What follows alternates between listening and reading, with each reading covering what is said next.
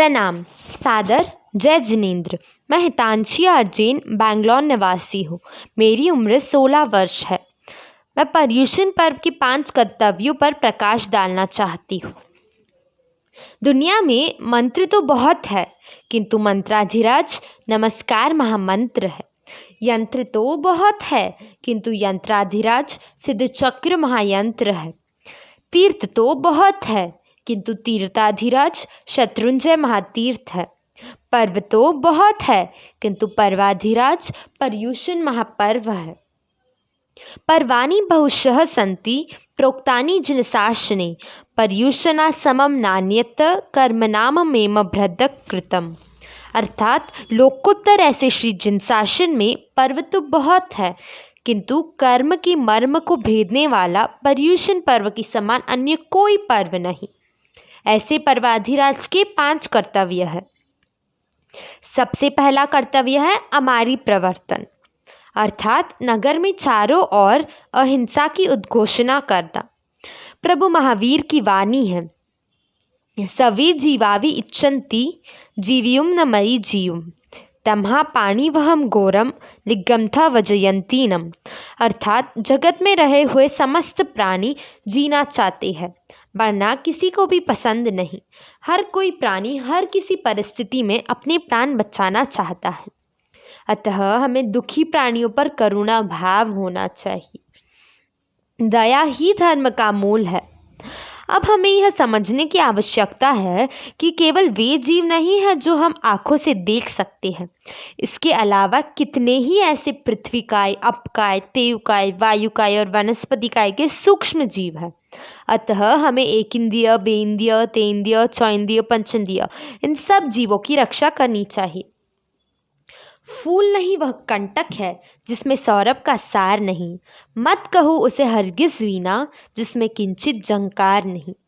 मानव होकर जिसके दिल में बहती करुणा रसधार नहीं, वह हृदय नहीं पत्थर है जिसमें जीवों से प्रेम नहीं। साधर्मिक वात्सल्य। पर्वाधिराज महापर्व का दूसरा कर्तव्य है साधर्मिक वात्सल्य। समानः धर्मो येषाम ते साधर्मिका, अर्थात जिनका समान धर्म है वो एक दूसरे के लिए साधर्मिक कहलाते हैं। इस संसार में भटकती हुई अपनी आत्मा ने सभी जीवों के साथ सभी प्रकार के सांसारिक संबंध किए हुए हैं, परंतु साधर्मिक का संबंध तो अत्यंत ही दुर्लभता से प्राप्त होता है। अतः साधर्मिक को देखकर अहोभाव होना चाहिए कि आज मेरे भाग्य की कोई सीमा नहीं है, आज मुझे साधर्मिक का योग मिला है। स्वजन से भी अधिक आदर पात्र साधर्मिक होते हैं। पारस्परिक क्षमापना। पर्वाधिराज का तीसरा कर्तव्य है पारस्परिक क्षमापना। महान पुरुष वही बन सकता है जो अपने अभिमान को निगलकर क्षमा की याचना करे और क्षमा प्रदान करे। पर्वाधिराज की आराधना तभी सफल व सार्थक होगी जब हम सच्ची दिल से अपने अपराधों की क्षमा मांगेंगे और अपने अपराधियों को सच्ची दिल से क्षमा देंगे। मिच्छामि दुक्कड़म से हम दिलों की दीवार को भी साफ कर सकते हैं। अट्ठम तप। पर्वाधिराज का चौथा कर्तव्य है अट्ठम तप। पर्युषण पर्व निमित्त अट्ठम तप की आराधना अवश्य करनी चाहिए। एक अट्ठम करने से 10 लाख करोड़ वर्ष की नरकगति की पीड़ा में कारणभूत कर्मों का नाश होता है। अट्ठम तप करने से एक और प्रभु की आज्ञा पालन का लाभ मिलता है, तो दूसरी ओर कर्म का क्षय भी होता है। चैत्य परिपाठी। पर्वाधिराज महापर्व का 5वां कर्तव्य है चैत्र परिपाठी। चैत्य परिपाठी अर्थात नगर में जितने जिन मंदिर हैं उन सबके आडंबर पूर्वक पैदल दर्शन वंदन हेतु जाना। धन धन श्री अरिहंत नेरे जिन्हें उलखाव्यो धर्म सलूनो ते जिननी पूजा विनारे जन्म गुमायो फोक सलूनो।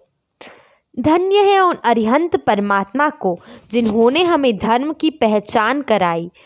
ऐसे अरिहंत परमात्मा की पूजा बिना यह जन्म ही निरर्थक है।